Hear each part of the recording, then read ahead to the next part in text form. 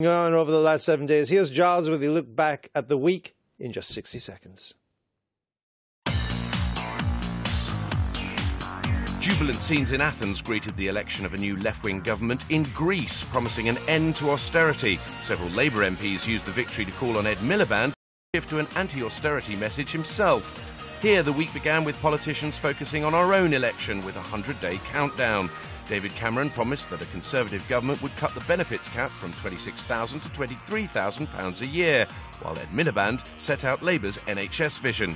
He then used PMQs to attack the Prime Minister's own record on the NHS, but the PM was quick to counter-attack. He told the editor of the political editor of the BBC he wanted to weaponise the NHS. But Miliband received a timely boost on Thursday when Len McCluskey's Unite Union announced a £1.5 million donation to Labour to spend on the election campaign. And that's a campaign which may yet be without any TV debates. David Cameron's now suggested Northern Ireland's Democratic Unionist Party should be invited, having previously called for the Green Party to be included. It's getting complicated. Complicated is right. Even the monster raving loony party now wants to be part of them, and who can blame them? Everybody else seems to be... Where do you think we are at these debates now? I just can't see them happening at the moment. I mean, the thing that not only is David Cameron still kicking up a fuss, you've got the Northern Irish Party threatening legal challenges. Although the SNP tried a legal challenge in 2010 and didn't get in then. But there's more of a case if you've got Plaid in the SNP this time. And the political system has changed a bit too. Yeah. But the main thing is also the Lib Dems still aren't happy. That's sort of getting a bit underreported. They feel they should be in everything and they should be with Ed Miliband and David Cameron because they're a party of government now, but they also want to be an outsider party. Let's just invite everyone. Let's just have them all, 11, 12, 13, see how it goes. The other part, I mean, it's clearly Mr Cameron and the Conservatives have been doing their best to stop this from happening and making conditions. Where we are now, though, the other parties, a lot of them are pretty unhappy about it as well. The Lib Dems unhappy for the reasons you give, that they're not going to be in all of them. Mr Miliband unhappy because he's just now going to be one of many in this first debate. Hard to get a push through on that. But I wonder if their objections are strong enough to stop the debates from happening. Well, the problem is they're all acting in what they think is their self-interest, but actually this election is also going to be about that sort of anti-politics mood. Yes. So if they all look like they're running scared, or they're trying to make excuses, or they're kind of fiddling around, dancing on the head of a pin about the details of the debate, that's just going to fuel that anti-politics mood, and I think there's much more for them to lose than perhaps they realise from kind of making this all a big issue.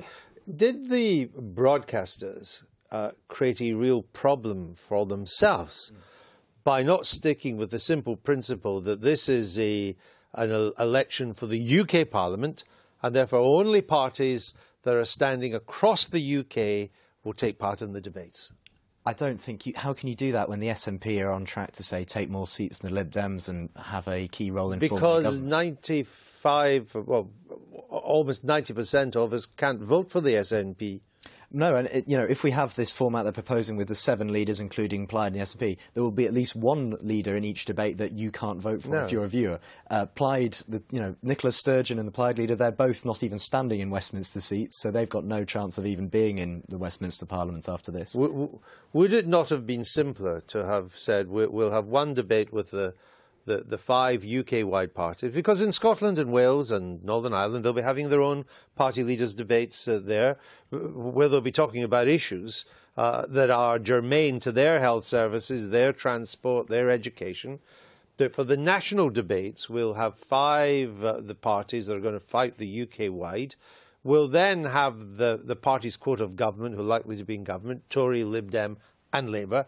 And we'll have a final debate between the 2 people, one of whom will be the Prime Minister. I think that would have been much more sensible. But you'd then have to have proper debates in Scotland and Wales, which the parties would have to agree to as well. To do that as well. But it's not gone that way. Do you think they'll happen? I don't see how they can't. I think the precedent was set, and I think people expect it now. And I think the politicians will be punished if they kind of look like they're running away from it. The precedent was set in America in 1960. Yeah, and then we had a 16-year hiatus. There was a gap. Well, it'd be fascinating. I think in the end they will.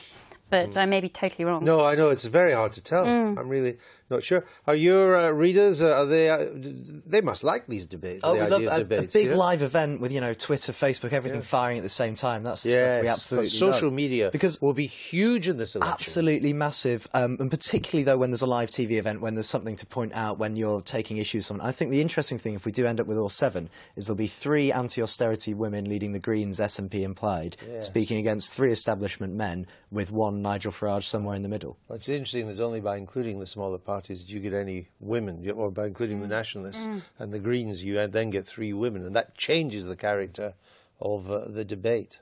We shall see. Stay tuned. I know that you think of nothing else.